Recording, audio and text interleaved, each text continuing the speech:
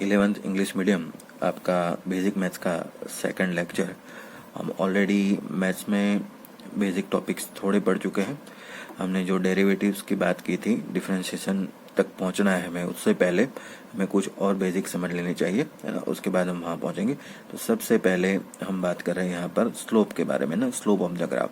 ये आप already 9th और 10th में ये पढ़ चुके हैं। 10th में अगर मान लो कि आपको याद हो तो आप ओम्स लॉ में v और i का जो ग्राफ आता था, v वर्सेस i का, वो ऐसे ही आपका एक लीनियर ग्राफ बन रहा था, ठीक है। तो यहाँ पर आपको स्क्रीन पर एक ग्राफ दिखाई दिया होगा। जी देखिए, मान लो कि आपके पास ये x एक्सिस और ये y एक्सिस और ये आपका हो गया ग्राफ। तो ये जो लाइन है, मतलब लीनियर ग्राफ है, उसका मुझे स्लोप निकालना है।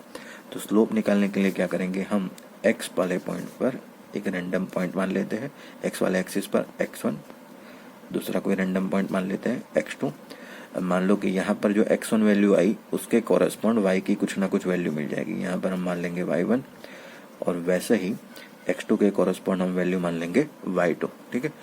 अब हमें जो, अब चलो मान लो कि पहले पॉइंट मार्क कर देते हैं, पॉइंट A और B। तो मतलब इन दोनों के बीच में हमें स्लोप निकालना है। अब समझो यहाँ पर ये जो वैल्यू, ये डिफरेंस अगर माना जाए तो y2 माइनस y1, ये वाला इतना पॉइंट, y2 माइनस y1 ये इतना हो जाएगा। और ये पॉइंट और ये पॉइंट यहाँ से इसको एक्सटेंड कर दो, तो ये और सामने ये और ये दोनों पैरेलल है, तो मतलब वो भी सेम होना चाहिए। तो लिखा जाएगा y2 माइनस y1। वैसे ही यहाँ पर नीचे देखिए x1 और x2, मतलब इन दोनों पॉइंट के बीच का जो डिफरेंस आएगा वो क्या आएगा आपका x2 माइनस x1। तो आप ये पॉइंट दोनों देखिए, तो यहाँ से और यहाँ तक है ना, इसको नाम दे देते थे C। तो ये x1 x2 और AC दोनों कैसे यहाँ पर पैरेलल है, तो मतलब x2 माइनस x1 मैं यहाँ भी लिख सकता हूँ x2 माइनस x1, ठीक है। तो हम क्या करते हैं, ये ट्राइंगल को थोड़ा अलग से बना लेते हैं। हमारे पास ऐसा ट्राइंगल है ABC, ये वाला नीचे का पोर्शन आया आपका x2 माइनस x1 और ये आया y2 माइनस y1। अब हमें जो स्लोप निकालना है, तो स्लोप यहाँ माना जाएगा एंगल थीटा, ठीक है ना।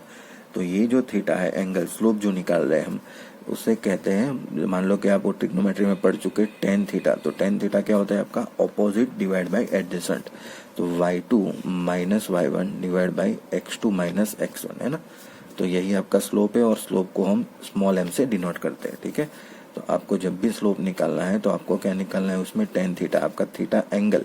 देखिए आप ध्यान से, अगर मान लो कि मैं ऐसी लाइन बनाऊँ, ये आपकी लाइन हो गई हॉरिजॉन्टल। ये हॉरिजॉन्टल लाइन में आपका एंगल कितना है, 0। यहाँ पर आपका कोई स्लोप नहीं, लेकिन इसको मैं धीरे धीरे ऊपर उठाता जाऊँ, यहाँ पर एंगल ये θ1, ये और थोड़ा ऊपर अगर मान लो ये लाइन को ले गए तो एंगल मान लो θ2। तो यहाँ पर आप देख सकते हैं θ2 ग्रेटर देन θ1। इसका मतलब कि ये जो सेकंड पोर्शन है आपका, उसका स्लोप ज़्यादा है कंपेयर टू फर्स्ट वाले पोर्शन से। मतलब आप एंगल कैसे समझेंगे, तो टेन थीटा से आप इसको समझना है।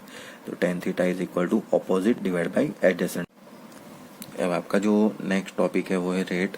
रेट के दो टाइप है, एवरेज रेट और दूसरा है आपका इंस्टेंट रेट या फिर इंस्टेंटेनियस रेट, है ना। डिटेल में ऐसे लंबा बोल रहा है तो, या फिर आप शॉर्ट में ऐसे इंस्टेंट रेट भी कहा जाता है। आज हमें जो पढ़ना है सिर्फ यहाँ पर एवरेज रेट पढ़ना है ना। एवरेज रेट के बारे में हम डिटेल में डिस्कस करेंगे। अब एवरेज रेट होता है क्या है, तो उसके लिए हम सबसे पहले एक एग्जांपल लेते हैं, y is equal to x square. Already हम ये एग्जांपल को स्टडी कर चुके हैं।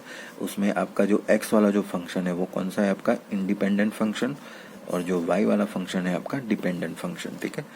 तो आप ऐसे लिखते थे y is a function of f, x लिख सकते, और इसकी वैल्यू आप लिखते थे एक्स स्क्वायर, ठीक है।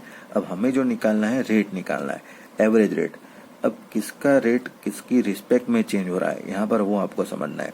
अब y जो है डिपेंडेंट, उसका रेट किसकी रिस्पेक्ट में चेंज हो रहा है, x की रिस्पेक्ट में। मतलब x की वैल्यू अगर वेरी होगी तो उसके हिसाब से आपका y का रेट भी चेंज होता जाएगा। तो चलिए स्टार्ट करते हैं। तो उसको ऐसा लिखा जाएगा, रेट का चेंज को delta y divide by delta x, है ना। Delta y by delta x, मतलब आप जो ऊपर जो फंक्शन लिख रहे हैं वो कौन सा फंक्शन है आपका, डिपेंडेंट, और नीचे जो लिख रहे हैं आप उसका फंक्शन लिखना है आपको इंडिपेंडेंट फंक्शन लिखना है। अब डेल्टा मतलब क्या होता है, चेंज होता है। चेंज मतलब क्या, तो ऐसे लिखेंगे फाइनल माइनस इनिशियल, है ना। इसी को कहा जाता है डेल्टा। तो आप जब भी डेल्टा पढ़ो तो फाइनल माइनस इनिशियल। तो चलो इसके बारे में डिस्कस करें। तो फाइनल माइनस इनिशियल मतलब ऐसा लिख सकते हो y2 माइनस y1 अपॉन, अब डेल्टा एक्स है तो मतलब क्या लिखेंगे x2 माइनस x1। चलिए मैं अगर आपको पूछूं कि आपको क्वेश्चन ऐसे दिया गया है कि find average rate delta y by delta x for x is equal to 1 to x is equal to 3, ठीक है ना। अब इसको थोड़ा हम डिटेल में डिस्कस करते हैं कि आपको delta y by delta x निकालना है। वहाँ पर x की वैल्यू जो है वो 1 से लेकर 3 तक वेरी हो रही है, ठीक है। तो देखो हमारे पास जो फंक्शन गिवन है वो कितना है आपका y is equal to x square.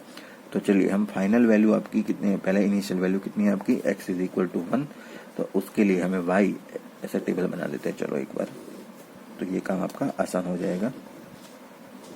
यहाँ पर लिखेंगे हम x की वैल्यू और उसके कोरस्पॉन्ड में जो भी y की वैल्यू आएगी वो लिखेंगे। तो अगर x की वैल्यू अगर 1 रखें तो ये देखो यहाँ पर 1 का स्क्वायर 1 हो जाएगा, तो y की वैल्यू भी कितनी आ जाएगी आपकी 1। वैसे ही हम लास्ट कितनी है आपकी value, final value x is equal to 3, तो x इज इक्वल टू 3 रखिए तो 3 का स्क्वायर आ जाएगा आपका 9। तो x की वैल्यू अगर 3 रखी जाए तो y की वैल्यू मुझे मिल रही है 9, ठीक है। तो देखो यहाँ पर फिर से हमें निकालना है delta y by delta x। तो डेल्टा y मतलब y2 minus y1 upon x2 minus x1। y2 की वैल्यू ये आपका y2 हो गया, ये आपका y1 हो गया। वैसे ही ये आपका x2 हो गया और ये आपका x1 मतलब फाइनल माइनस इनिशियल। तो y2 फाइनल कितना मिला है आपको 9, y1 कितना मिला है आपको 1, x2 माइनस x1 मतलब 3 माइनस 1, 9 माइनस 1 हो जाएगा आपका 8, यहाँ पर 2, तो आपका आंसर आ जाएगा आपका 4।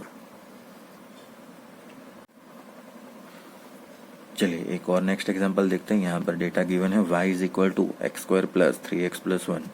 क्वेश्चन ऐसा है, find change of rate of y with respect to x from x is equal to 2 to x is equal to 4, ठीक है। तो सबसे पहले जैसे मैंने कहा कि आपको टेबल बना देना है। अब हर बार टेबल बनाना ऐसा जरूरी नहीं है ना, आप इनिशियल स्टेज पर टेबल बनाए, बाकी तो काम क्या है आप ओरली कर सकते हैं ऐसा। तो x की वैल्यू और y की वैल्यू, x की वैल्यू कितनी है, तो दो वैल्यू आपको डेटा में लेनी है 4 और 2। तो सबसे पहले 2 लेंगे, उसके बाद लेंगे 4, उसके कॉरेस्पॉन्ड कौन सी y की वैल्यू मिलती है वो हम चेक कर लेते हैं। चलिए तो सबसे पहले x की वैल्यू 2 रखते हैं, तो y is equal to x को रिप्लेस कर दो 2 से, तो 2 का स्क्वायर प्लस 3 इंटू 2 प्लस 1, 2 का स्क्वायर आपका हो जाएगा 4, 3 इंटू 2 6 प्लस 1, तो आपका टोटल आपका आंसर आ गया 6 और 4 10 और 1 11। फिर से तो यहाँ पर लिख दीजिए आप, 2 रखने पर हमें 11 आंसर मिलता है। अब y की वैल्यू निकालेंगे x इज इक्वल टू 4 पर, है ना। तो 4 x को जहाँ दिख रहा है आपको 4 से रिप्लेस कर दीजिए, तो 4 का स्क्वायर प्लस 3 इंटू 4 प्लस 1, 4 का स्क्वायर हो जाएगा आपका 16, 4 3 ज़ा 12, 12 प्लस 1 16 प्लस 12 आपके हो जाएंगे टोटल 28, 28 प्लस 1 आपका आंसर आ जाएगा 29, ठीक है। तो यहाँ रख दीजिए आप 29। चलिए तो अब आपको जैसे रेट निकालना है, रेट का इक्वेशन आपको पता है delta y by delta x. फिर से याद करवा दूँ, जो आप ऊपर लिखते हैं वो आपका डिपेंडेंट फंक्शन होता है, नीचे जैसे लिखते हैं आप वो इंडिपेंडेंट होता है।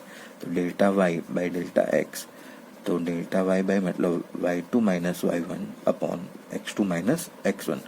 जैसे y2 की वैल्यू कितनी आ रही है आपकी 29 और y1 की वैल्यू कितनी आ रही है आपकी 11, तो 29 माइनस 11, x2 माइनस x1 मतलब 4 माइनस 2।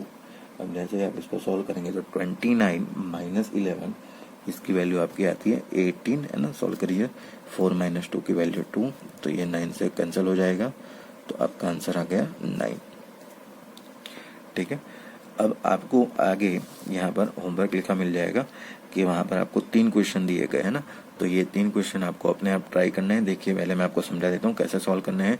सबसे पहला फंक्शन है y is equal to 3x square plus 2x plus 1, find the average rate delta y by delta x from x is equal to 1 to x is equal to 3, ठीक है ना। तो 1 से लेकर 3 तक आपको उसका चेंज निकालना है। तो फिर से आप delta y by delta x, है ना। एक मैं आपको थोड़ा समझा देता हूँ, बाकी आप ट्राई कर लेना।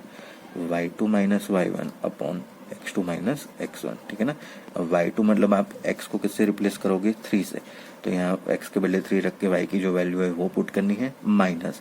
अब उसके बाद आप क्या करेंगे, x को 1 करके जो x की वैल्यू 1 लेकर यहाँ पर रिप्लेस करेंगे, तो y की जो वैल्यू मिलेगी वो रखेंगे। तो y2 माइनस y1 अपॉन यहाँ पर आपको x2 माइनस x1 मतलब 3 माइनस 1, ठीक है ना। तो आप इसको सॉल्व करेंगे तो आपका आंसर आ जाएगा। वैसे ही आपको क्या करना है, सेकंड और थर्ड क्वेश्चन आपको सॉल्व कर देना है।